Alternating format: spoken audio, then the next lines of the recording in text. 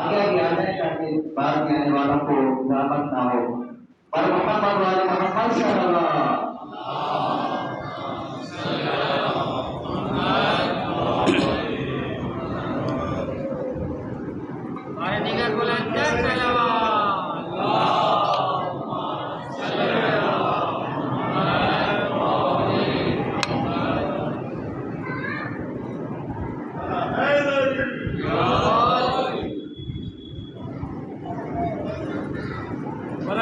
سلامتی علماء حق بآواز بلندر صلوات۔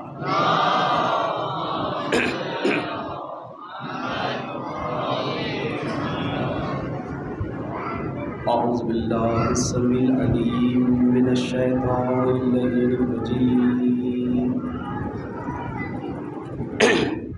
بسم اللہ الرحمن الرحیم، الحمد للہ رب العالمین، الصلاۃ والسلام علی سیدنا ونبینا وطبیب قلوبنا وشفیع ذنوبنا ابی القاسم محمد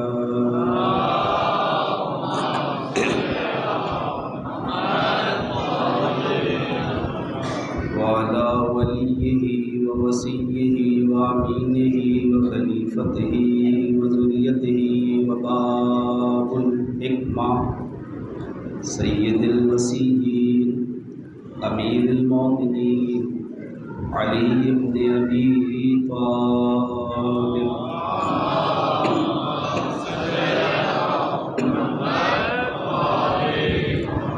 وعلى آله الطيبين الطاهرين المعصومين المنتجبين المنتخبين، لا سيما لبقية الله في الأرضين وحجته على العالمين. أما بعد، فقال رسول الله صلى الله عليه وآله وسلم: من مات ولم يعرف إمام زمانه مات ميتة جاهلية. صلوات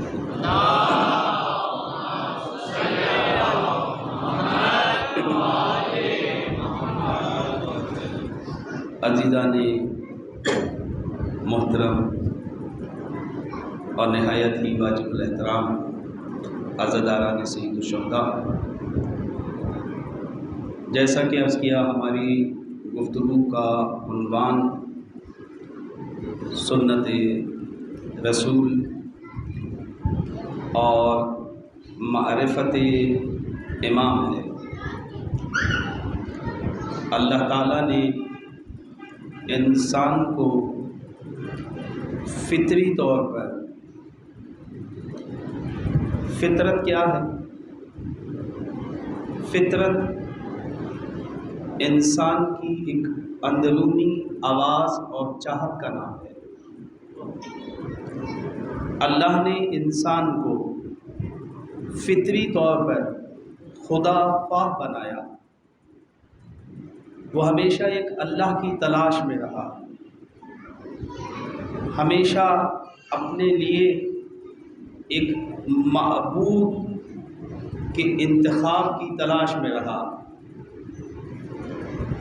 کوئی بھی دور بشریت کا ایسا نہ رہا کہ جب انسان ہو اور وہ خدا خواہ نہ ہو، اس لیے کہ یہ خدا خواہی اور انسان کا کمال پہ پہنچنا،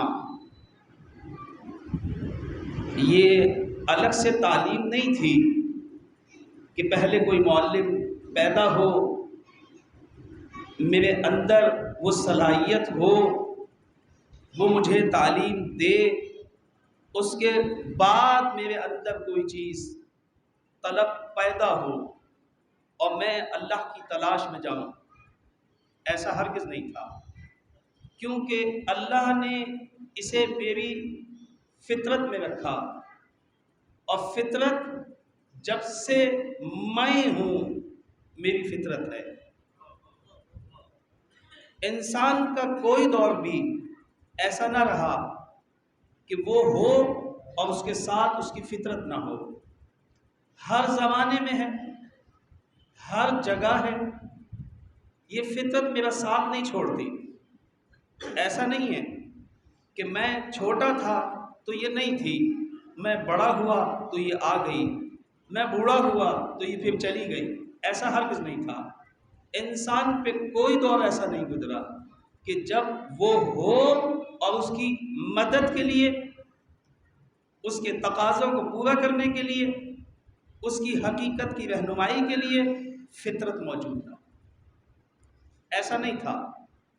ہر دور میں تھی، ہر عمر میں تھی اور ہر جگہ تھی. اللہ نے انسان کو ڈیزائن ہی اس طرح سے کیا.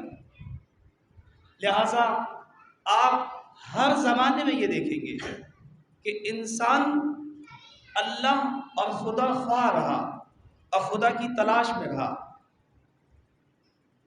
اللہ نے جب مجھے ڈیزائن اس طرح سے کیا، اللہ نے جب مجھے بنایا اس طرح سے ہے، تو میں اندر سے یہ چاہتا ہوں کہ میں خدا تک پہنچوں، میں خدا تک جاؤں، مجھے وہ چیز مل جائے جس کی میں تلاش میں ہوں.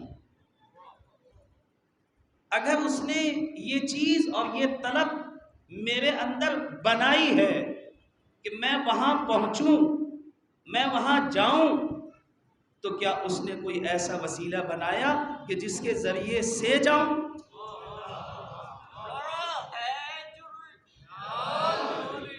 یا صرف طلب پیدا کی ہے؟ اگر طلب پیدا کی ہو اور ایک طلب پیدا تو کی ہے مگر پہنچنے کے لیے کوئی وسیلہ نہ ہو اس تک جانے کے لیے، اور اگر وسیلے ہیں بھی، کیونکہ میں اللہ کو جاننا چاہتا ہوں، کیونکہ اس نے مجھے بنایا ہے اس طرح سے. آپ مجھے بتائیں یا نہ بتائیں، آپ مجھے تعلیم دیں یا نہ دیں، مجھے کوئی تعلیم دے یا نہ دے، میرے بابا ہوں یا نہ ہوں، میری والدہ ہوں یا نہ ہوں، اس سے کوئی فرق نہیں پڑتا. اس لیے کہ یہ میں وجود میں لے کر پیدا ہوا ہوں. آپ توجہ کریں، یہ میں وجود میں لے کر پیدا ہوا ہوں کہ میں کسی خدا کی تلاش میں ہوں. کاش میں اسے پالوں جس نے مجھے پیدا کیا ہے، کاش میں اسے لے لوں، میں اسے ڈھونڈ لوں جو مسلسل مجھے نعمتیں دے رہا ہے. بالکل اسی طرح سے میں ایک چھوٹی سی مثال دوں آپ کو. بالکل اسی طرح سے اگر آپ گھر پہنچے اور آپ کی اہلیہ آپ سے یہ کہیں کہ آپ کا یہ کوئی گفٹ دے گیا ہے، آپ نہیں پوچھتے یہ کون دے کے گیا ہے، یہ کس نے دیا ہے، کون ہے وہ، کہ نہیں معلوم. کیا آپ کی فکر جو ہے آپ اس پہ قانع ہو جائیں گے کہ نہیں معلوم؟ نہیں. اس لیے کہ آپ اندر سے ڈیزائن نہیں ہوئے اس طرح سے کہ کوئی آپ کو نعمتیں دے رہا ہو اور اس کے بارے میں آپ نہ جانیں کہ وہ کون ہے. آئیے یہ بات کسی نے سکھائی آپ کو؟ اس میں سیکھنے کی ضرورت نہیں تھی. یہ اللہ نے آپ کو عطا کی ہے، یہ میرے اندر موجود ہے. یعنی میں خدا خواہ ہوں. کوئی ہے جو مجھے بتائے، کوئی ہے جو مجھے پال رہا ہے، کوئی ہے جو میرا خالق ہے. میں نے کبھی بھی پوری زندگی ایک لہجے کے لیے بھی اپنے بابا کو خود کو پلاتے ہوئے بھی دیکھا، کھلاتے ہوئے بھی دیکھا، پڑھاتے ہوئے بھی دیکھا، لے جاتے ہوئے بھی دیکھا، والدہ کو بھی اسی طرح دیکھا، لیکن ایک لہجے کے لیے بھی میں نے کبھی بھی انہیں اپنا خالق نہیں سمجھا. یہ نہیں سمجھا کہ یہ میرے خالق ہیں، اس لیے کہ میری فطرت مجھے بتا رہی ہے کہ کوئی ہے. میں اس کی تلاش میں رہا. والد کے ہوتے ہوئے کسی کی تلاش یہ بتا رہی ہے. یعنی والد کو دیکھ لیا میں نے والدہ کو بھی دیکھا اور ہمیشہ انہیں کھلاتے پلاتے ہوئے دیکھا، انہیں ہی سب کچھ کرتے ہوئے دیکھا. یعنی کبھی ہر سب نے مجھے چھوڑا، نہ چھوڑا تو میرے والد نے نہ چھوڑا، نہ چھوڑا تو میری والدہ نے مجھے نہ چھوڑا، سب نے چھوڑا، انہوں نے نہیں چھوڑا۔ توجہ کی ہے؟ یعنی میں نے خود کو بھی چھوڑا تو انہوں نے مجھے نہیں چھوڑا، یہ ہمیشہ میرے ساتھ رہے، اس کے باوجود بھی میں نے کبھی بھی انہیں اپنا خالق نہیں سمجھا۔ کیوں؟ اس لیے کہ میری فطرت مجھے یہ کہہ رہی ہے کہ کوئی تیرا خالق ہے، تو اس کی تلاش میں رہ، اور یہ مجھے بیٹھنے نہیں دیتی، اور جب بیٹھنے نہیں دیتی تو یہ مجھے باہر نکالتی ہے کہ نکل اور خدا کی تلاش کر، اسے تلاش کر، اسے ڈھونڈ، وہ کون سی ذات ہے۔ بس جیسے ہی میں باہر نکلتا ہوں، بس جیسے ہی میں باہر نکلتا ہوں، اس باہر نکلنے سے کردار نبوت شروع ہوتا ہے۔ یعنی فطرت سے مجھے اتنا بتاتی ہے کہ کوئی تیرا خالق ہے، وہ خالق کون ہے یہ فطرت نہیں بتاتی، وہ خالق کون ہے، وہ نعمتیں دینے والا کون ہے، یہ خالق، توجہ کریں، یہ فطرت نہیں بتاتی، فطرت صرف اتنا بتاتی ہے کوئی ہے۔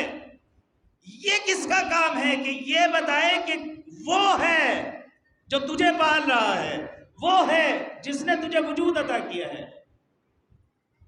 یہاں کیسے پہنچوں میں، وہ مجھے کون بتائے، میں اس تک کیسے پہنچوں، میں اس خدا کو کیسے ڈھونڈوں۔ اگر صرف فطرت کو لے کے بیٹھ جاؤں، آیا میں اپنے خالق کو تلاش کر سکتا ہوں؟ آیا میں اپنی فطرت کو، جو میری فطرت مجھ سے یہ سوال کر رہی ہے، جو تقاضا ہے اس کا، جو آرزو ہے، آیا کبھی پہنچوں گا؟ اپنے اس تقاضے پہ پہنچوں گا؟ اللہ نے وہ آرزو انسان کے اندر پیدا ہی نہیں کی جس کا جواب اس نے تمہاری آرزو کے پیدا ہونے سے پہلے پیدا نہ کیا۔ آپ یاد رکھیں یہ بات بالکل اسی طرح سے کہ کبھی ایسا نہیں ہوا کہ آپ بیماری ہو اور اس کی شفا کے لیے دوا نہ ہو، یہ نہیں ہو سکتا۔ دوا پہلے ہے، بیماری بعد میں ہے۔ یہ ایک الگ بات ہے کہ دوا آپ کو نہیں ملی، وہ ایک الگ موضوع ہے، آپ اس تک پہنچ نہ سکے، یہ ایک الگ موضوع ہے کہ روزی آپ کو نہیں ملی، وَإِلَّا یوں نہیں ہوا، روزی پہلے ہے، بھوک بعد۔ یہ قانون ہے، اللہ کا قانون ہے، اس نے پیدا اسی طرح سے کیا ہے۔ تو میں پہنچوں تو اللہ پہ کس طرح سے پہنچوں؟ ہمارا موضوع سنت ہے، توجہ کریں، ہم سنت پہ بات کریں گے۔ میں وہاں کیسے پہنچوں؟ میں اس اللہ کو کیسے پہچانوں جس کی آرزو میری فطرت کر رہی ہے؟ یعنی چاہت میں بیٹھ نہیں سکتا، یوں نہیں ہو سکتا کہ میں غافل ہو جاؤں، یہ ہو نہیں سکتا، یہ مجھے بیٹھنے نہیں دیتی، بیٹھنا بھی چاہوں تو یہ بیٹھنے نہیں دیتی۔ توجہ ہے؟ اس کی وجہ یہ ہے کہ میں اسے چھوڑ نہیں سکتا، میں بھی اسے چھوڑوں یہ مجھے نہیں چھوڑتی، یہ میرے ساتھ ہے۔ یعنی جب آیا تھا تو یہ آئی تھی، اور جب جاؤں گا تو یہ جائے۔ کوئی زمانہ ایسا نہیں ہے کہ مجھے چھوڑ دے، کوئی جگہ ایسی نہیں ہے، میں زبان بدل لوں یہ مجھے نہیں چھوڑتی، میں مکان بدل لوں یہ مجھے نہیں چھوڑتی، میں وطن بدل لوں یہ مجھے نہیں چھوڑتی، یہ ہر جگہ میرے ساتھ ہے، ہر جگہ میرے ساتھ ہے، مجھے چھوڑتی نہیں ہے۔ میں کس طرح اللہ تک پہنچوں؟ کوئی تو ایسی چیز ہو۔ اب اگر میں فطرت کی تلاش میں اس خدا کے پاس جاؤں تو ان حواسی سے تو پہچانوں گا، حواسی کے ذریعے سے تو جاؤں گا، انہی سے تو پہچانتا ہوں، انہی سے تو کسی چیز کو جانتا ہوں۔ میں اپنے حواس سے، ہم نے عرض کیا تھا میں اپنے ان حواس کے ذریعے سے اللہ کو نہیں پہچان سکتا، نہ اللہ تک جانتا ہوں، اس لیے کہ میری آنکھ اللہ کو نہیں دیکھ پاتی، میرے کان اللہ کو سن نہیں پاتے، میری زبان اللہ کو چکھ نہیں پاتی، اس لیے کہ ذائقہ تو نہیں ہے جسے چکھ لوں۔ توجہ کی، میں اللہ کو چھو نہیں سکتا، یعنی کسی بھی حواس کے ذریعے سے میں اللہ تک نہیں جا سکتا، یہ جاتے بھی نہیں ہیں، یہ اسے پہچانتے بھی نہیں ہیں، اس لیے کہ یہ ان کی حدود مادی تک ہے، مادے تک ہے، اللہ مادہ نہیں ہے، ما فوق مادہ ہے۔ اب توجہ کریں، لہذا کوئی ذات ایسی ہو جو اللہ تک پہنچے، جو اللہ کا تعارف میرے لیے پیش کرے، جس سے میں اپنے خالق تک پہنچوں، جس سے میں اپنی آرزو تک پہنچوں، میں اپنے مقصد تک پہنچوں، اور وہ اللہ کی ذات ہے، اور میں ان کے ذریعے سے نہیں جا سکتا۔ اور اگر عقل کی بات کروں تو اللہ امام یہ فرماتے خبردار، لا یدرکہ بعد الہمم ولا ینالہ غوث الفتن۔ توجہ کریں، کس حد تک بھی جانا چاہو، آپ نے کہا کہ کلما تصورتموہ باوہامکم بادق المعانی فَهُوَ مَخْلُوقٌ لَكُمْ مَرْدُودٌ عَلَيْكُمْ، خبردار اللہ کو اپنی عقل سے نہ پہچاننا، عقل اللہ تک نہیں جاتی. جو چیز بھی تمہاری عقل میں بعنوان اللہ کے آتی ہے، بعنوان خالق کے آتی ہے، وہ تمہاری مخلوق تو ہو سکتی ہے، تمہارا خالق نہیں ہو سکتی. اس وجہ کیوں؟ اس وجہ سے کہ تمہاری عقل پہلے ہے، وہ تصویر بعد میں ہے، اور خالق کے لیے ضروری یہ ہے کہ وہ پہلے ہو، مخلوق. آپ نے توجہ کی؟ اس لیے مولا نے فرمایا خبردار، لا الذی لا یبلغ مدحتہ القائلون. نہج البلاغہ میں امام کا پہلا خطبہ شروع یہیں سے ہوتا ہے. الحمدللہ، تمام تعریفیں اس اللہ کے لیے ہیں. لا یبلغ مدحتہ القائلون، تمہاری تو مدحت بھی اس تک نہیں پہنچ پاتی، تمہاری نظر وہاں تک کہاں پہنچے. میں کسی بھی چیز کی تعریف کب کر سکتا ہوں؟ جب آپ اسے پہچانتے ہو. آپ کسی کے آگے کسی کا لقب کب لگائیں گے؟ جب آپ کو پتا ہو کہ یہ کون ہے، یہ ابن فلاں ہے، یہ فلاں کا بیٹا ہے، یعنی پہچان ہو تو لگائیں گے. امام فرماتے خدا تو وہ ذات ہی نہیں ہے جس کی تعریف کی جا سکے. لا یبلغ مدحتہ القائلون، مدحت کرنے والے مدحت کرتے رہیں گے، ان کی مدحت وہاں تک جاتی. لا یبلغ مدحتہ القائلون ولا یحصینا معہ العادون، اور تم تو اس کی نعمتوں کو نہیں گن پاتے. جب نعمتوں کو گن نہیں سکتے تو اس کا شکریہ کیا ادا کرو گے؟ توجہ ہے یا نہیں ہے؟ یعنی جو نعمتوں کو گن نہ پائے، آپ کو پتہ ہی نہیں میں نے آپ کو دیا کیا کیا ہے. جس طرح سے ایک بیٹے کو یہ پتہ ہی نہیں ہوتا کہ باپ نے اس کے ساتھ کیا کیا ہے، شکریہ تو جب ہوگا. آپ توجہ کریں، یعنی قرآن یہ کہہ رہا ہے حل جزاء الاحسان الا الاحسان. آیا احسان کا بدلہ احسان کے علاوہ کچھ اور ہو سکتا ہے؟ کیا ایک بیٹا اپنے والد کے ساتھ احسان کر سکتا ہے؟ کہا نہیں، احسان تو تب کرے گا پہلے سے یہ پتا تو ہو کہ اس کے ساتھ نیکیاں کی کیا گئی ہیں. آپ توجہ کریں، بہت ہزاروں نیکیاں ایسی تھی جس کا بیٹے کو خبر نہیں ہے یہ کیسے پلا، یہ کتنی زحمتوں میں پلا، اس کی تعلیم پہ کتنا خرچ ہوا، زحمتیں کتنی اٹھائیں، کہاں کہاں والد پھرا، والدہ نے کیا زحمتیں اٹھائیں. احسان کا بدلہ تو احسان جب ادا ہوگا، پہلے یہ تو پتا ہو وہ احسان کی کیفیت تھی کیا. آپ توجہ کریں گے، توجہ کریں گے آپ انشاءاللہ. مولا یہی فرماتے ہیں کہ لا یبلغ مدحتہ القائلون ولا یحصینا معہ العادون. اور پھر آپ نے فرمایا الذی لا یدرک بعد الہمم ولا ینالہ غوث الفتن. خبردار، بلند ہمتیں بھی اس تک پہنچ نہیں پاتی، جتنی بھی بلند ہمتیں ہوں، انبیاء اس کا ادراک نہیں کر پاتے. مولا نے فرمایا لا یدرکہ بعد الہمم، بلند ہمتیں انبیاء کے پاس ہے. جب انبیاء اس کی حقیقت تک نہ پہنچ پائیں تو جو انبیاء کے پیچھے چلے. لا یدرکہ بعد الہمم ولا ینالہ غوث الفتن. اور جتنی بھی گہرائی میں جانے والے، جتنے بھی گوتا ور ہیں، اس کی گہرائی تک نہیں جا سکتے. یہ وہ ٹھاٹے مارتا ہوا سمندر ہے توحید کا اور الوہیت کا، جہاں انسان کی طاقت نہیں ہے کہ وہ وہاں پہنچے. یعنی مولا بتانا یہ چاہتے تم وہاں تک نہیں جا سکتے. مولا جب جا نہیں سکتا تو پھر میں اللہ تک پہنچوں گا کیسے؟ آپ توجہ کریں، میں اللہ تک پہنچوں گا کیسے؟ بس امام نے یہیں پہ روک دیا کہ خبردار، میں تجھے بتاتا ہوں کہ تو اللہ تک پہنچے گا کیسے. بس یاد رکھ، اگر تو نے اپنے امام وقت کو، جس کی اللہ نے تجھ پر اطاعت واجب قرار دی ہے، اگر تو اس تک پہنچ گیا تو اس کا مطلب یہ ہے کہ تو اپنے اللہ تک پہنچ گیا.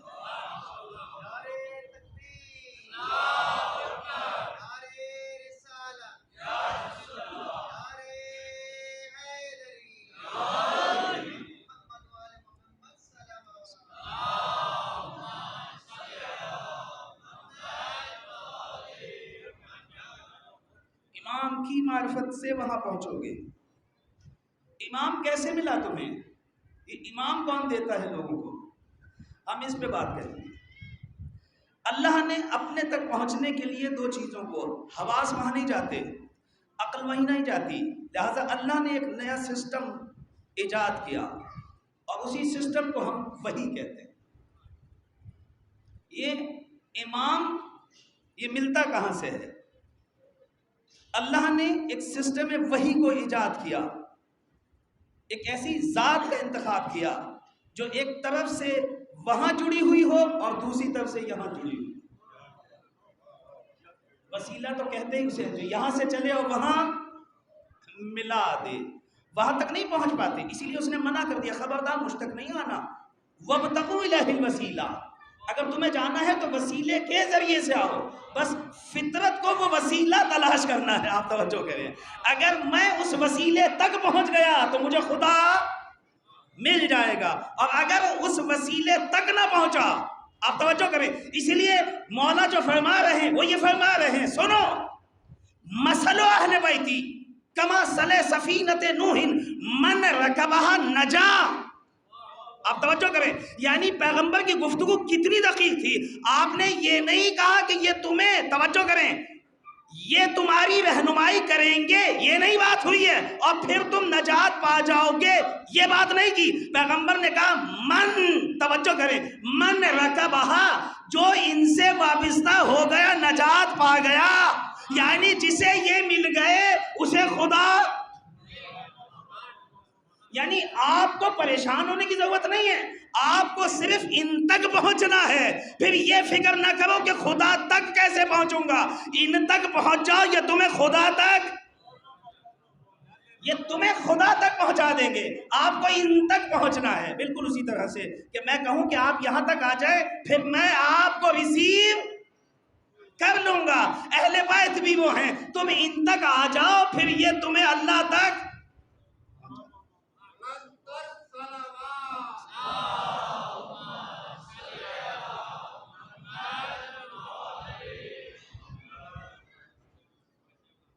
اللہ نے ایک ایسے عظیم الشان سسٹم کو وجود عطا کیا جس کو ہم سسٹم وحی کہتے ہیں. یہ ارتباط کا ذریعہ ہے. وابتغوا الیہ الوسیلہ، اسی کے ذریعے سے اس نے سسٹموں کو قائم کیا، وسیلے کو قائم کیا. اللہ کو حواس درک نہیں کر سکتے. اور عقل کا میں بتاؤں آپ کو، عقل درک ہی وہ کرتی ہے جسے حواس پہچانتے ہوں.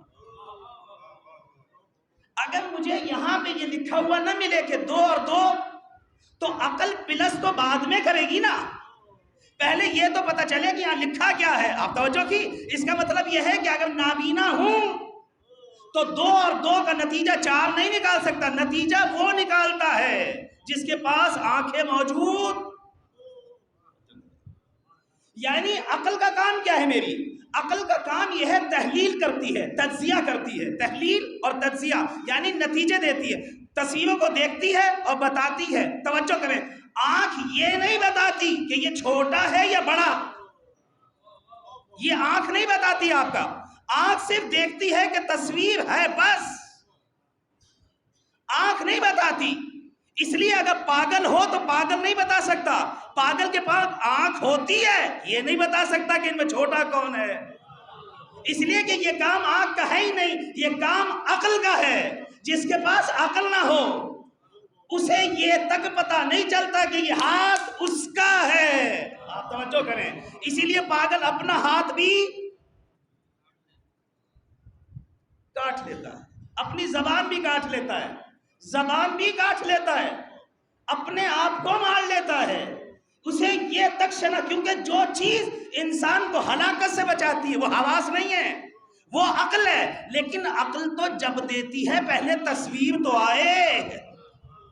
آپ توجہ کریں گے، یعنی اگر میرے پاس تصویر ہی نہ ہو کسی چیز کی، میں کیسے بتاؤں؟ آپ مجھ سے پوچھیں ان میں سے کون سا خوبصورت ہے. یہ جو کون سا خوبصورت ہے، یعنی ہمیں یہ پتا ہو کہ یہ جو کام لیتے ہیں ہم، یہ عقل کرتی ہے کام. کون سا خوبصورت ہے یہ عقل بتاتی ہے.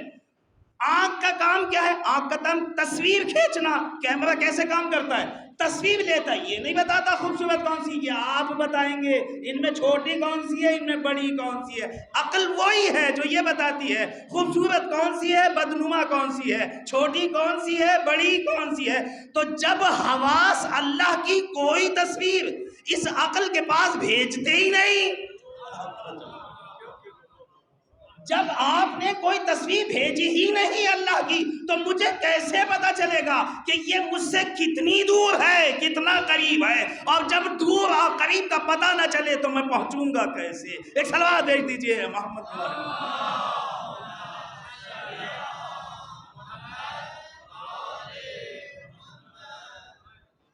اس لیے امام اتنی دقت سے بات کرتے ہیں. بات کی ابتدا وہاں سے کی ہے کہ پہلے اپنے اللہ کو پہچان لو. اگر تم نے اپنے خالق کو پہچان لیا پھر ہر چیز کو پہچان لو گے.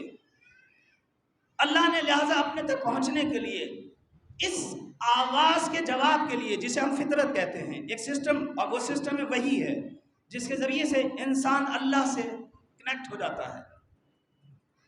وحی کا سلسلہ اللہ نے، اب چونکہ ہم نہ شاید دامن وقت میں اتنی گنجائش نہ ہو سکے کہ ہم تفصیلی گفتگو کر سکیں، ہم پیغمبر پہ بات کریں گے.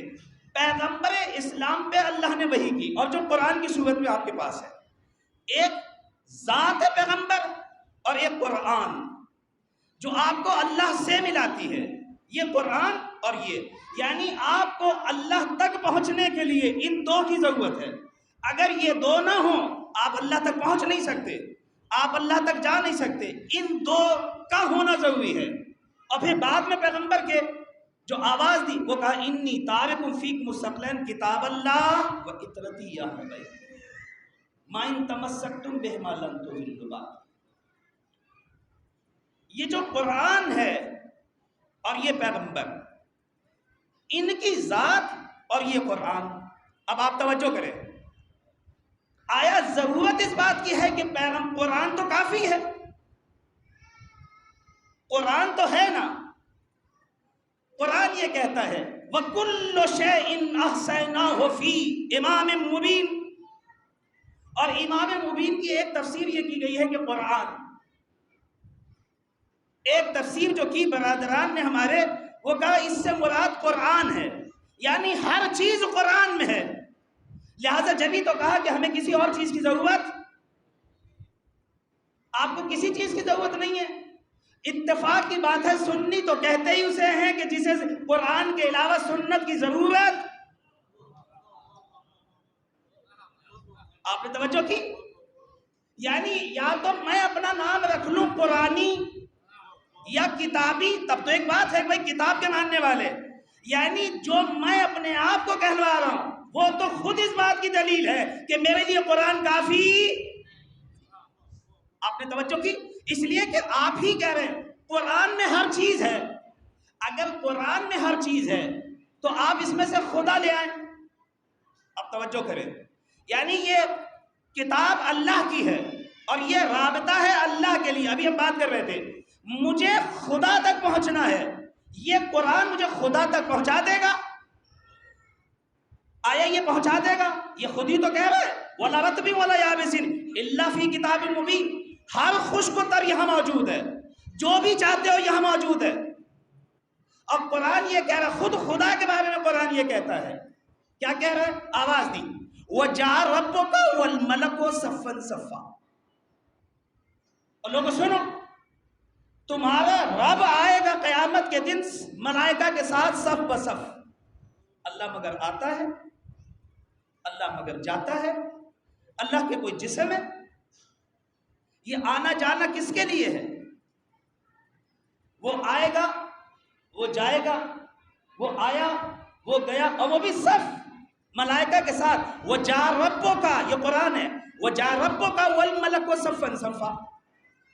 یہ توحید ہے. قرآن سے اللہ نہیں ملتا جیسا کہ وہ ہے اگر صرف قرآن کو لے لیا جائے. اب توجہ کریں، ہمیں کیوں ضرورت پیش آئی کہ قرآن کے علاوہ کوئی ہو جو اس قرآن کو زبان دے، جو اس قرآن کی تفسیر کرے کہ یہ قرآن کیا کہ وَجَاءَ رَبُّكَ وَالْمَلَكُ صَفًّا صَفًّا. اور تمہارا رب آئے گا وجوہ یومئذ ناظرہ الی ربہا ناظرہ. قیامت کا دن وہ ہوگا کہ جب لوگ اپنے پروردگار کو دیکھ رہے ہوں گے مگر خدا دکھائی دیتا ہے. تو قرآن تو یہ کہہ رہا ہے. اور قرآن نے کہا لا تدرک الابصار وہو یدرک الابصار. آنکھیں دیکھ نہیں سکتی اسے، تو یہاں کہتا ہے کہ وجوہ یومئذ ناظرہ. کچھ چہرے ایسے ہوں گے جو اللہ کو دیکھ رہے ہوں گے، اور یہاں یہ کہہ رہا ہے کہ اللہ دکھائی نہیں دیتا. تو اگر قرآن کو لیں گے تو اللہ یہ سمجھ میں نہیں آئے گا اس پہ عمل کریں یا، یعنی آپ قرآن کو قرآن وسیلہ تھا اللہ تک پہنچنے کا، تو بتائیں پھر کہ قرآن میں اللہ کہاں پہ ہے اور کون سے اللہ کو لینا ہے؟ اس اللہ کو لو جو دکھائی نہیں دیتا، یا اس اللہ کو لو جو دکھائی دیتا ہے؟ اس لیے سمجھ میں نہیں آیا۔ جو یہ نعرہ لگاتے رہے کہ ہمارے لیے کتاب کافی ہے، ان کے پاس توحید مکمل، وہ اللہ تک نہیں پہنچ پائے۔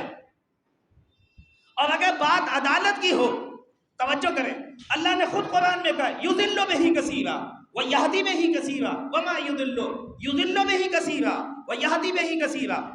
وہ اکثر کو گمراہ کرتا ہے، وہ کرتا ہے گمراہ، ویہدی بہ کثیرا، اکثر کو ہدایت دیتا ہے، اکثر کو گمراہ کرتا ہے۔ تو گمراہ اور کون کرتا ہے؟ اللہ۔ تو پھر میرا اختیار کہاں گیا؟ تو یعنی گمراہ آپ کریں اور سزا بھی آپ دیں، تو پھر اس آیت کا کیا کروں گا؟ فَمَن يَعْمَلْ مِثْقَالَ ذَرَّةٍ خَيْرًا يَرَهُ وَمَن يَعْمَلْ مِثْقَالَ ذَرَّةٍ شَرًّا يَرَهُ۔ جس نے ایک ذرہ برابر بھی نیکی کی ہوگی وہ اسے دیکھے گا۔ پھر ان آیتوں کا کیا کروں گا میں؟ آپ مجھے قرآن سے عدالت دے سکتے ہیں؟ آپ مجھے قرآن سے نبوت نہیں دے سکتے۔ نبی یہ کہتا ہے انا بشر مثلکم، میں تو تم ہی جیسا ہوں۔ پھر قرآن کہتا ہے خبردار وما ینطق عن الہوی ان ہوا الا وحی یوحی، یہ تم جیسا نہیں ہے، یہ تو وحی کے بغیر بات ہی نہیں کرتا۔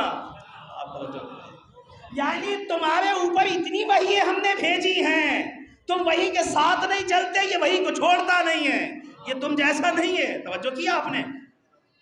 میں قیامت، اس قیامت کا کیا کروں گا؟ قیامت آپ نے کیوں رکھی میرے لیے؟ کہ سزا جزا کے لیے؟ اگر سزا جزا کیا مجھے دینی تھی؟ میں تو اپنی مرضی سے کچھ کرتا ہی نہیں تھا، اس لیے کہ آپ ہی نے تو کہا تھا یضل بہ کثیرا، وہ لوگوں کو بھڑکاتا ہے، تو میں آپ کے بہکا ہے۔ آپ نے توجہ کی ہے؟ یہ وہ ساری چیزیں، اگر آپ قرآن کو صرف لے لیں، آپ کو اصول دین نہیں ملیں گے۔ اچھا چھوڑیں اصول دین کو، آپ نماز پڑھ کے دکھائیں فجر کی، قرآن کو لے کے صرف نماز فجر پڑھ کے دکھاتے ہیں۔ آپ نماز فجر نہیں پڑھ سکتے، آپ بتائیں کہ حکم میں کیا پڑھنا ہے؟ کہاں لکھا ہے قرآن؟ تو قرآن تو کہہ رہا ہے ہر چیز ہے، تو کہاں ہے ہر چیز؟ ہر چیز ہے نا اس میں، تو کہاں ہے اس میں ہر چیز؟ سبحان ربی العظیم کہیں لکھا ہوا ہے کہ یہ رکوع میں پڑھنا ہے آپ کو، جھکنا کتنا ہے، اٹھنا کتنا ہے، رکوع کب ہوگا، سجدہ کب ہوگا؟ آپ 2 رکعت نماز نہیں پڑھ سکتے قرآن کے ساتھ، اگر صرف قرآن کو لے لیا جائے۔ آپ بتا سکتے ہیں کہ حج کیسے کرتے ہیں؟ قرآن نے بتایا ہے کہ حج کیسے کرتے ہیں، کتنی دفعہ کنکریاں مارنی ہے، کس کو مارنی ہے، کس کو سلوٹ مارنا ہے، کس کو، توجہ کیا آپ نے؟ یعنی یہ کون بتائے گا آپ کو؟ یہ ساری چیزوں کو، یعنی قرآن کو جو چیز زبان دیتی ہے اور قرآن کی جو چیز تفسیر کرتی ہے اسے سنت رسول کہتے ہیں۔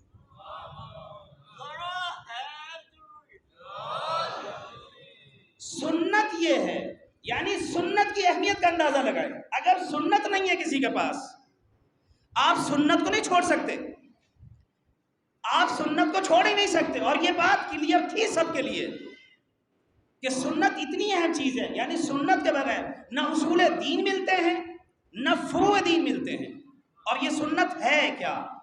توجہ کریں، سنت یعنی روش، سنت یعنی طریقہ، سنت یعنی رفتار، سیرت، کردار، گفتار۔ سنت کی 3 قسمیں ہیں در حقیقت۔ آپ توجہ کریں، بہت سارے لوگ جو ہیں وہ یہ کہتے ہیں سائیں ہمیں سنت میں دکھائیں، یہ سنت میں کہاں ہے؟ سنت میں دکھائیں، کیونکہ سنت کا پتہ نہیں ہے کہ سنت کہتے کسے، یہ پیغمبر نے کب کیا تھا، دکھائیں سنت میں، کیونکہ سنت کا پتہ نہیں ہے یہ پیغمبر نے کب کہا تھا۔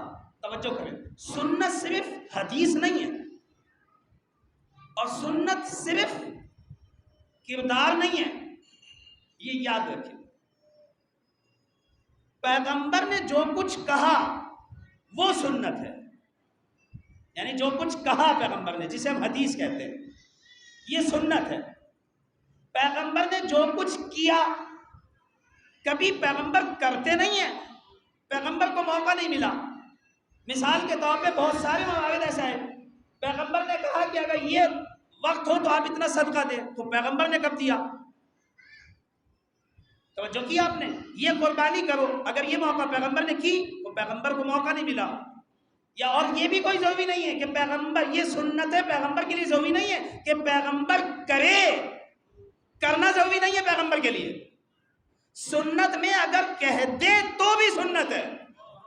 آپ توجہ کریں، یعنی مجھے یہ تلاش کرنے کی ضرورت نہیں ہے سنت میں، نہ پریشان ہو آپ کہ یہ بات تو صحیح کہہ رہے ہیں کیونکہ پیغمبر نے تو کبھی کیا ہی نہیں.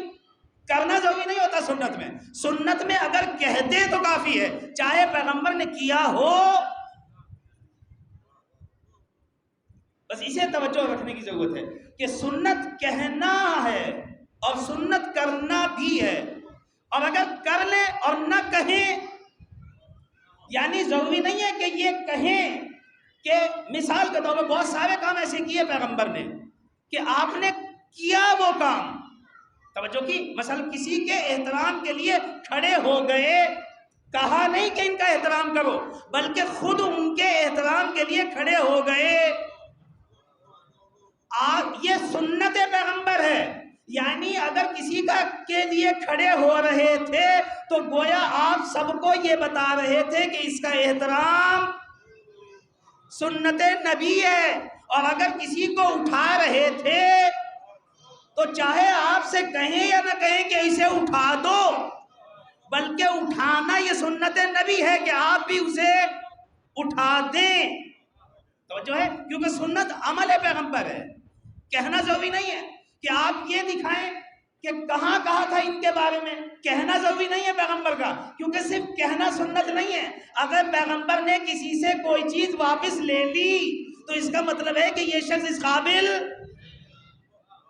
آپ نے توجہ کی؟ کیونکہ عمل جو پیغمبر کا ہے وہ خود سنت ہے.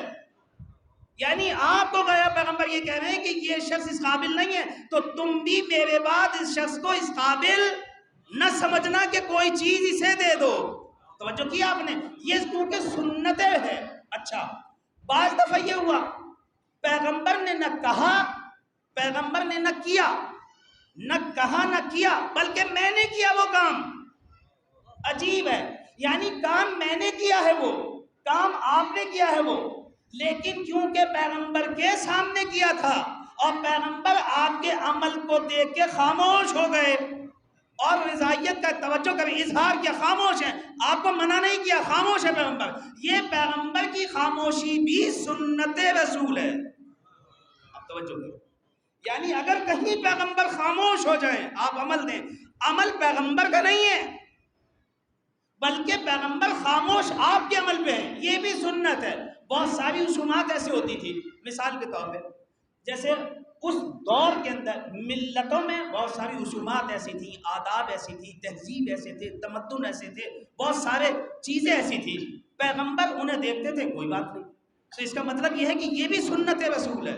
یعنی اگر میں اپنی مرضی کا لباس پہنوں اور پیغمبر کچھ نہ کہیں، میں ایک لباس پہن کے آیا اور پیغمبر کے سامنے تھا اور پیغمبر نے مجھے کچھ نہیں کہا، روکا نہیں، اس کا مطلب یہ ہے کہ یہ بھی سنت رسول ہے کہ یعنی میں، پیغمبر نے مجھے اجازت دی ہے کہ میں یہ لباس پہن سکتا. اب توجہ کریں، یعنی ہمیں سنت سے آگاہی بہت زیادہ ضروری ہے تاکہ ہم نہ مختلف سوالات کسی سے کریں، اور اگر کوئی ہم سے کرے تو پہلے ہمیں پتا ہو کہ سنت ہے کیا در حقیقت، تاکہ ہم اس چیز کا صحیح طور پہ جواب بھی دے سکیں اور ہمارے نزدیک دین کلیئر ہونا چاہیے. اللہ نے اس سنت کو حجت قرار دیا اور کہا کہ یہ تمہارے اوپر حجت ہے. اور وہ کیا کہا؟ آواز دی، یا ایھا الذین، اے صاحبان ایمان، وما اتاکم الرسول فخذوہ، اے صاحبان ایمان جو کچھ رسول تمہیں دیں وہ لے لو. وما نہاکم عنہ فانتہوا، اور اگر تمہیں رسول کسی چیز سے روک دے رک جاؤ. یہ واجبات میں سے ہے، یعنی یہ سنت جو ہے پیغمبر جو تمہیں دیتے ہیں وہ لے لو اور جس چیز سے منع کرتے ہیں وہ رک جاؤ. یہ سنت رسول ہے. بس سنت وہ اہم چیز ہے کہ اللہ نے اپنے نبی کی سنت کو واجب قرار دیا، اور یہ اتنی اہم چیز ہے کہ اس کے بغیر توحید بھی نہیں پہنچتی، اس کے بغیر عدالت بھی نہیں پہنچتی. اس کے بغیر قیامت نہیں پہنچتی، اس کے بغیر فروغ دین نہیں پہنچتے۔ یعنی اگر ہمیں امامت بھی ملی ہے اور امام بھی ملا ہے تو اسی سنت کے وسیلے سے ملا ہے۔ آپ توجہ کریں، یعنی جو امام ملا ہے، ہمیں جو کچھ ملا ہے وہ اسی سنت سے ملا ہے، اور اس سنت کی اہمیت اتنی زیادہ تھی، اور اس سنت پہ لوگ بھی سمجھتے تھے، اس دور کے لوگ بھی سمجھتے تھے کہ اگر ہم اس سنت کو مٹانے میں کامیاب ہو گئے، اسی سنت کو خدا نے کہا ہے لَقَدْ كَانَ لَكُمْ فِي رَسُولِ اللَّهِ أُسْوَةٌ حَسَنَةٌ، یہ وہ گوہر ہے سنت، توجہ کریں، اسی لیے قرآن نے کہا لَقَدْ كَانَ لَكُمْ فِي رَسُولِ اللَّهِ أُسْوَةٌ حَسَنَةٌ، اللہ نے رسول کی سنت کو کیا کہا؟ یہ تمہارے لیے اسوہ حسنہ ہے، یہ سنت تمہیں اللہ سے ملاتی ہے، یہی وہ گوہر ہے۔ اگر ہم رسول سے، اس رسول کی سنت سے نہ ملے تو پھر ہم اللہ تک نہیں پہنچیں گے۔ رسول سے نہیں ملنا، توجہ کریں، یعنی رسول سے ملنا کافی نہیں ہے، رسول سے ملاقات ضروری نہیں ہے، آپ کو اس سنت سے وابستہ ہونا ضروری ہے۔ اگر آپ سنت سے وابستہ نہ ہوں گے تو پھر آپ اللہ تک نہیں پہنچ سکتے۔ بالکل اسی طرح سے، بس ایک مثال دو بات کو ختم کریں۔ جس طرح سے ڈاکٹر ہے کوئی، آپ بیمار ہیں، آپ روزانہ ڈاکٹر سے بات کریں، ڈاکٹر سے ملاقات کریں، آپ کا مرض صحیح ہو جائے گا۔ ہاسپٹل کے چکر کاٹیں، اس سے کچھ کوئی فرق نہیں پڑتا۔ میں خود ڈاکٹر ہوں، اس کے لیے بھی ضروری نہیں ہوتا، یعنی خود ڈاکٹر بھی اگر اس سنت سے وابستہ نہ ہو، آپ توجہ کریں، یعنی جو علم میرے پاس ہے اگر میں خود بھی اپنے اس علم پر عمل نہ کروں تو پھر یہ علم اور یہ جو میری سنت ہے یہ مجھے کوئی فائدہ نہیں پہنچائے گی۔ بس اس کا مطلب یہ ہے کہ جو گوہر ہے نبی کے پاس وہ اس کی سنت ہے، آپ توجہ کریں، یعنی بہت اہم بات ہے یہ کہ نبی کی اہمیت، نبی کا مقام، نبی کا مرتبہ، نبی کی قدر و منزلت نبی کی بذات ہی اس کی سنت کی وجہ سے ہے۔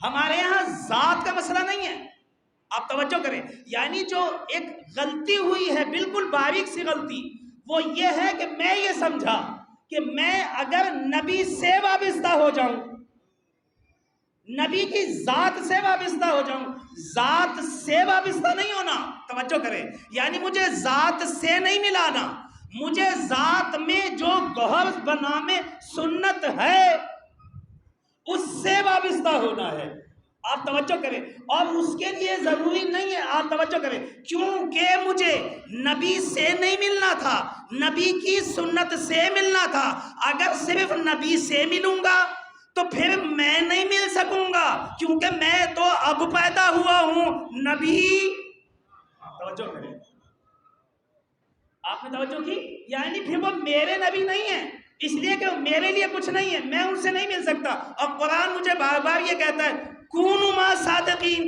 کونوا مع صادقین، کونوا مع صادقین، صادقین کے ساتھ ہو جاؤ، صادقین کے ساتھ ہو جاؤ۔ کیسے ہو جاؤں؟ میں اب پیدا ہوا، وہ جب پیدا ہوئے، میں یہاں پیدا ہوا، وہ وہاں پیدا ہوئے، وہ ہے ہی نہیں، میں جب پیدا۔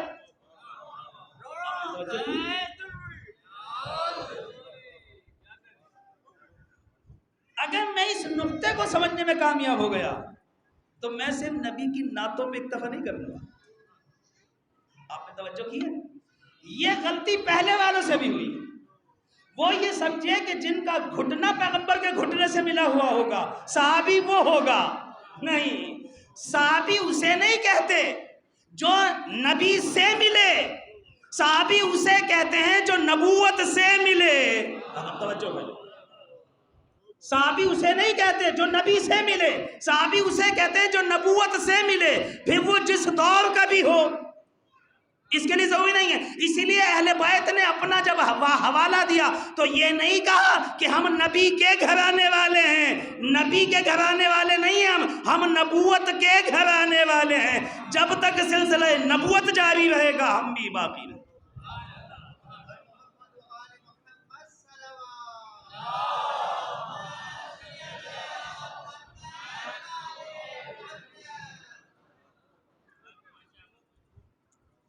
نبی سے سلمان بھی ملے، بس بات ختم ہو گئی ہماری، انشاءاللہ کل بات کریں۔ نبی سے بہت سارے لوگ ملے، لیکن سلمان تو منا ہو گئے، باقی سب باہر ہو گئے. کیوں؟ اس کا مطلب یہ ہے کہ معیار نبی تھے ہی نہیں. آپ نے غلط سمجھا، نبی سے نہیں ملنا تھا. ویسے ہمارے جتنے امام ہیں، آپ چوتھے امام کے بعد آئیں، آپ کا کون سا امام نبی سے ملا؟ تو کوئی بھی نبی سے نہیں ملا. اور یہ میری بات نہیں ہے، اتفاق کی بات یہ ہے کہ جس کا نام علی زین العابدین تھا، محمد تو نام نہیں ہے، علی نام ہے ان کا. 5ویں کا تو محمد ہے، لیکن 6 کا محمد نہیں ہے، 6 کا جعفر ہے، پھر 7ویں کا موسیٰ ہے، پھر 8ویں کا علی ہے، پھر 10ویں کا پھر علی ہے، پھر ان کا حسن ہے. ایسے ہی ہے نا. لیکن پیغمبر نے سب کو کہا اولنا محمد، اوسطنا محمد، آخرنا محمد، کلنا محمد. یہ سب کے سب محمد ہے. کیوں؟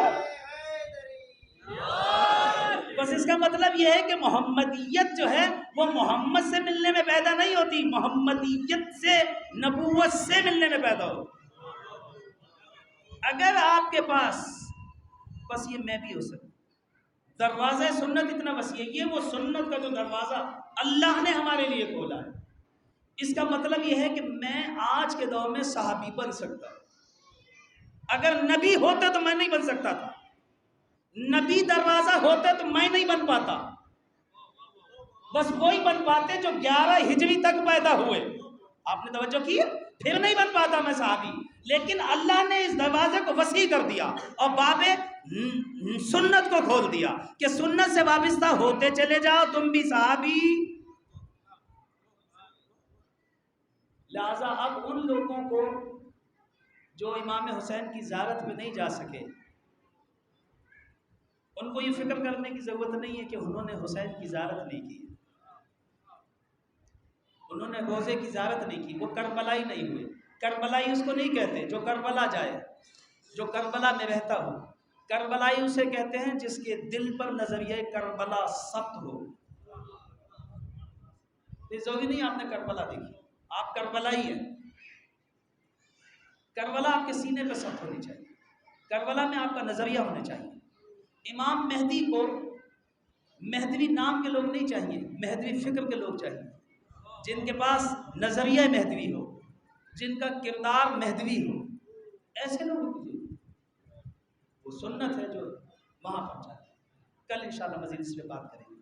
اس کے ساتھ کیا ہوا، تاریخ نے اس سنت اور اس سنت نے کس طرح اسلام کی مدد کی، اور اس سنت کے ساتھ پھر کیا مزید بات کریں. اور یہ خود ایام ایسے ہیں کہ جس کو پیغمبر نے ہر طرح سے، ہم نے عرض کیا کہ پیغمبر کی ابتدا سنت یہاں سے ہوتی ہے، پیغمبر کی ابتدا سنت یہاں سے ہوتی ہے. یہ میرا بھائی ہے، یہ میرا ولی ہے، یہ میرا وسیع ہے. یہ نبوت کی ابتدا ہے جو آپ نے دعوت ذوالعشیرہ میں گفتگو کی. اور سب سے جو پہلا پیغام دیا امت کو، اس میں پہلا قدم سنت کا یہ ہے. یہ میرا بھائی ہے، یہ علی میرا بھائی ہے، میرا وسیع ہے، میرا جانشین ہے، میرا خلیفہ ہے. اور پھر جو سنت کا آخری قدم آپ نے اٹھایا، اس میں آپ نے کہا من کنت مولا فہذا علی. اور پھر پیغمبر نے جہاں صرف کہا نہیں، جہاں حدیث پیغمبر نے نہیں کہی بہت سارے، بلکہ پیغمبر نے عمل کر کے دکھایا. پیغمبر ہمیشہ اہل بیت علیہ السلام کو سراہتے رہے، ان کے بارے میں بتاتے رہے، حدیثیں کہیں پیغمبر نے، بہت سارے عمل ایسے کر کے دکھائے. اور جب امام کی ولادت ہوئی تو رسول اللہ کی آنکھوں سے آنسو جاری تھے. جناب فاطمہ زہرا قریب آئیں، آنے کے بعد کہتی ہیں یا رسول اللہ، اللہ نے ہمیں بیٹا دیا ہے، اس کا نام حسین رکھا آپ نے اللہ کے حکم سے. یا رسول اللہ، بیٹے کی ولادت تو خوشی کا باعث ہوتی ہے، یہ آپ کی آنکھوں میں آنسو کیسے ہیں؟ آپ گریہ کیوں فرما رہے ہیں؟ تو پیغمبر نے ایک مرتبہ، علماء یہ کہتے ہیں کہ علی کو قریب بلایا اب بلانے کے بعد کہا اے علی فاطمہ کا بازو تھام لو، فاطمہ برداشت نہ کر پائے گی۔ جناب فاطمہ کا بازو تھام لیا مولا نے۔ آپ نے کہا اے فاطمہ ابھی جبرائیل آئے تھے اور وہ یہ مجھے بتا رہے تھے یا رسول اللہ یہ آپ کا بیٹا حسین کربلا میں 3 دن کا بھوکا پیاسا مارا جائے، اجرکم اللہ، خدا آپ کو کسی غم میں نہ بنائے۔ کہا بابا جب میرا بیٹا آوازیں دے رہا ہوگا تو کیا اب میں نہ ہوں گی؟ کیا علی نہ ہوں گے؟ کیا حسن نہ ہوں گے؟ کیا آپ نہ ہوں گے؟ کہا نہیں، ہم میں سے کوئی، اور یہ یکو تنہا آوازیں دے رہا ہوں اور کوئی اس کی مدد کو نہ آئے۔ عزیزان محترم، جناب میں عرض کروں کہ پیاس کے بہت سارے اسباب ہوتے ہیں۔ ایک سبب پیاس یہ ہے، انسان کے مزاج میں گرمی ہوتی ہے، وہ مزاجن اسے گرمی بہت لگتی ہے، بار بار پانی مانگتا ہے۔ آپ نے دیکھا ہے بعض چھوٹے بچوں کو پانی مانگتے ہیں رات کو۔ حسین مزاجن آپ کو پیاس بہت لگتی تھی، راتوں کو اٹھتے تھے آپ اور پانی مانگتے۔ حضرت زہرا نے جب اس دنیا سے جا رہی تھی علی کو قریب بلایا، کہا علی ایک بات آپ سے کہنا چاہتی ہوں۔ علی میں تو نہ ہوں گی، علی میرے بچے کو حسین کو رات کو پیاس بہت لگتی ہے، یہ راتوں کو اٹھ کے مجھے آوازیں دیتا ہے اماں میں پیاسا ہوں۔ اے علی میں یہ تو نہیں چاہتی کہ آپ راتوں کو ہمیشہ اٹھیں، مگر اس کے پاس پانی رکھ دینا، اسے پیاس بہت لگتی ہے۔ علی اگر اس نے رات کو اٹھ کے آواز دی اماں میں پیاسا ہوں، علی میں برداشت نہ کر سکوں، علی میرے بچے کا خیال رکھنا۔ مزاجن حسین کو پیاس لگتی تھی بہت۔ اور دوسرا سبب جو علماء ذکر کرتے ہیں وہ یہ ہے کہ موسم اگر گرمی کا ہو تو پیاس بہت لگتی ہے، جیسے گرمیوں میں۔ عزیزان محترم جب عاشورہ پیش آیا تو موسم گرما بہت شدید تھا، پیاس یعنی سورج سوا نیزے پہ تھا اور شدت کی گرمی تھی۔ اور کہتے ہیں کہ تیسرا سبب زمین ہے، جو زمین گرم ہو اگر انسان وہاں پہ آ جائے تو پھر انسان کو پیاس بہت لگتی ہے۔ اتفاقاً کربلا ان زمینوں میں سے ہے جہاں جو شدید گرم تھی اور اس میں پیاس انسان کو بہت لگتی ہے۔ اور چوتھی چیز جو علماء بتاتے ہیں کہتے ہیں کہ اگر کسی کا کوئی مارا جائے، اگر کسی کو کوئی غم پہنچے تو اسے پیاس بہت لگتی ہے۔ عزیزان محترم جس نے صبح سے لے کے شام تک جنازے اٹھائے ہوں، کبھی اصغر کا جنازہ اٹھایا ہو، کبھی اکبر کا جنازہ اٹھایا ہو، کبھی عباس کے کٹے ہوئے بازو اٹھائے ہوں، یہ سارے سبب میرے مولا میں اکٹھے ہو گئے تھے، اسی لیے آوازیں دے رہے تھے شیعتی ماں ان شربتم ماز بن فذکرونی او سمیتم بے غریب او شہید فندبونی۔ اے شیعو جب پانی پیو ٹھنڈا تو مجھے یاد کر لینا، میری پیاس کو یاد کر لینا۔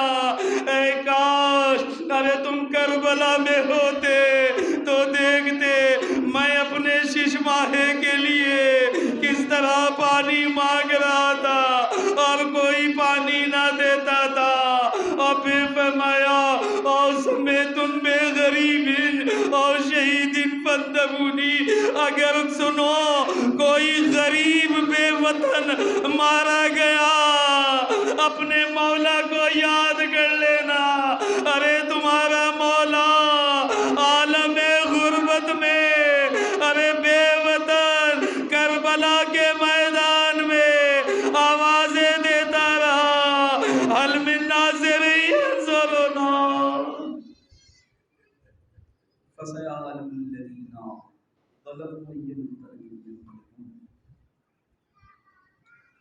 بار الہ ہماری اس قلیل سی عبادت کو قبول فرما۔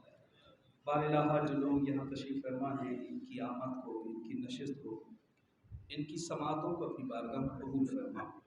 بار الہ تمام مومنین جو پریشان حال ہیں ان کی پریشانیوں کو دور فرما، توفیقات میں اضافہ فرما۔ بار الہ جن لوگوں نے اس مجلس عزا کو برپا کیا ہے اور بار الہ جنہوں نے تعاون کیا ہے، جنہوں نے شرکت کی ہے، بار الہ ہم سب کے رزق میں اضافہ فرما۔